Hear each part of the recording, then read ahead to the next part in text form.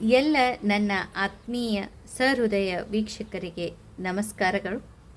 ಇವತ್ತಿನ ನನ್ನ ಸ್ವರಚಿತ ಕವನ ಮೌನ. ಸರಿ ತಪ್ಪುಗಳ ತಿಳಿಯದ ಮೂರ್ಖ ಜನರೆದರು, ಸರಿ ತಪ್ಪುಗಳ ತಿಳಿಯದ ಮೂರ್ಖ ಜನರೆದರು ಮಾತು ಮೌನವಾಗಿದೆ, ಮಾತು ಮೌನವಾಗಿದೆ. ಮೌನಕ್ಕೆ ಸುಳ್ಳಿನ ಕಳಂಕ ಲೇಪನವಾಗಿದೆ, ಮೌನಕ್ಕೆ ಸುಳ್ಳಿನ ಕಳಂಕ ಲೇಪನವಾಗಿದೆ. ಈಗ ಮೌನಕ್ಕೆ ಬೆಲೆ ಸಿಗದೆ, ಈಗ ಮೌನಕ್ಕೆ ಬೆಲೆ ಸಿಗದೆ ಮಾತು ಬೆಂಕಿಯ ಕಿಡಿಯಾಗಿ, ಮಾತು ಬೆಂಕಿಯ ಕಿಡಿಯಾಗಿ ಬಂಡರ ಮೇಲೆ ಎರಚಿದೆ, ಬಂಡರ ಮೇಲೆ ಎರಚಿದೆ. ಕೇಳಿದಂತಹ ಎಲ್ಲ ನನ್ನ ಆತ್ಮೀಯ ಸಹೃದಯ ವೀಕ್ಷಕರಿಗೆ ಅನಂತ ಧನ್ಯವಾದಗಳು. ಮತ್ತೊಂದು ಕವನದ ಮೂಲಕ ಭೇಟಿಯಾಗೋಣ.